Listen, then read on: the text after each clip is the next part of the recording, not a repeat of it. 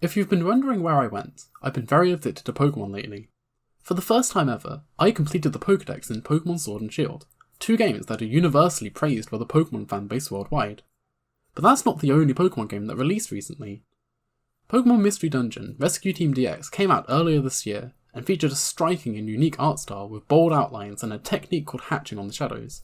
Today, I'm making an effect that's based on that.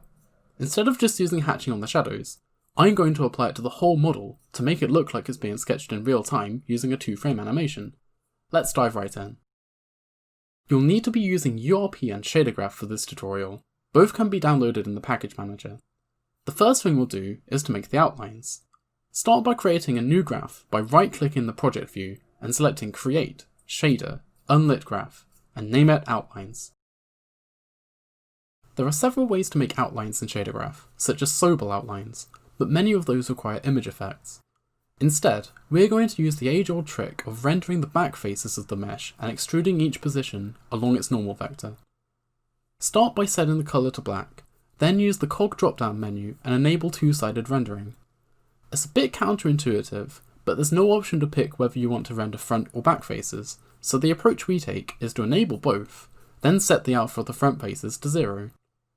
We can do this by using an isFrontFace node, then passing that into a branch node's predicate field. Set the true value to 0 and the false value to 1. This means that the node outputs 0 for front faces and 1 for back faces. Output the value into the unlit master node's alpha field, then set the alpha clip threshold to 0.5. Next, add a new property of type vector1 called outline thickness to control how far the outline extends. I've given it a default value of 0.02. We can get the vertices normal vector by using a normal vector node. Make sure this is an object space. Set its magnitude to 1 using a normalized node, then multiply by the outline thickness. This gives us an offset vector with the correct magnitude and direction. All we need now is to use the position node in object space to retrieve the original vertex position, then add the offset vector we just calculated and output it into the unlit master node's vertex position pin. Creating a new material to use this shader is straightforward. Go to Create Material and name your new material Outlines, then go to the shader dropdown and select ShaderGraph's Outlines. Here you can tweak the thickness per material. For each object that you want to apply the outline to, go to its mesh renderer, add a new material slot, and drag your new outline material onto it, and voila! Pikachu now has an outline. It's not perfect, but it's good enough to meet our needs. As a side note, I've started a new series called Bite Size Game Dev, where I share smaller game dev tips, and the first one featured is this exact outline technique. Check out my Twitter for future bite-sized game dev tips like this. For the hatching effect, we're going to use a drawing texture I prepared beforehand to tell Unity what the pencil strokes look like. We're going to sample the texture twice at different zoom levels and overlay them for a more complicated stroke pattern, and use a clock to animate the pencil strokes. Start by creating another unlit graph the same way as before and name this one Hatching. If you want PBR lighting, make a PBR graph instead, and everything in this tutorial should still work. The first thing we'll do is create a clock for the animation, so add a vector1 property called speed to control how quickly the animation plays. This clock will produce a UV offset that switches between 0 and 0.5. The graph starts with a time node, take the time output and multiply it by speed. Then modulo it by 2. This should give you a clock that rises to 2, then resets instantaneously to 0 every cycle. To make it snap to the values 0 and 1, use a floor node, then finally multiply by 0.5 to get the clock we wanted. Next, we're going to calculate a hatching value. We'll need more properties. Firstly, a texture 2D called hatching texture. Set the drawing texture as the default value for this. Secondly, a vector 2 called tiling to control how many times the texture tiles across the screen. I gave it a default value of 1010. Finally, we need another vector 2 called offset. It should be fairly obvious what this does. I gave it a default of 00. We're going to apply the hatching in screen space, so start by using a screen position node. We need to take the aspect ratio of the screen into account, so use a screen node to get the resolution, then divide the height by the width. Multiply that by the screen position. This gives us a UV position to use for our texture samples, but first we need to use a tiling and offset node.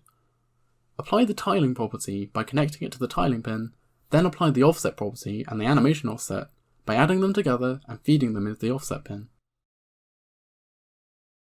Use that tiling and offset node for the UV pen of a new sample texture 2D node and apply the hatching texture in the texture slot. This gives us one of the texture samples we need. For the second, take the UV value we calculated and multiply it by a value lower than 1 to zoom it out. I chose 0.37 after a bit of testing. Yet again, use it in a sample texture 2D node with the hatching texture in the texture slot, then use a lerp node with a T value of 0.5 to mix the two texture samples together. Now that we have a hatching value, we'll apply it to the model. We need 3 more properties. A texture 2D called main_texture will supply the albedo colour for the object. I've assigned a random texture as the default, so that we can see what it looks like on the graph. Smudge texture is a vector 1, which controls how far the hatching value offsets the main texture sample UVs, so it should be fairly low. And another vector 1 called drawing strength controls how strongly the hatching colour is applied over the main texture. Start with a UV node to get the model's UVs.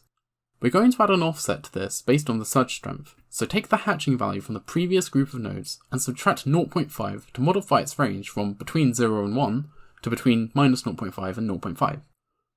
Then, multiply by the smudge strength and add it to the UVs.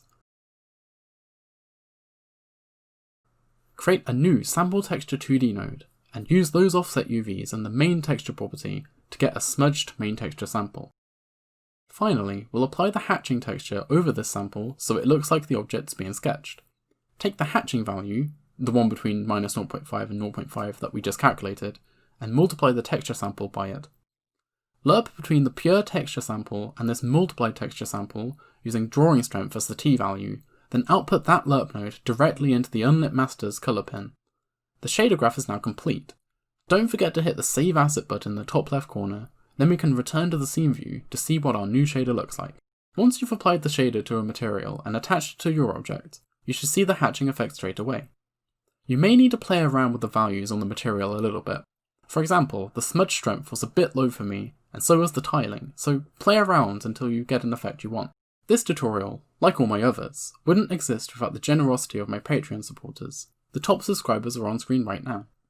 I have more exciting effects based on other games in the pipeline right now, so stay tuned until the next tutorial drops by making sure you're subscribed and ringing the bell icon and sacrificing your sword to Satan, or whatever else is required on YouTube these days. Thanks for watching.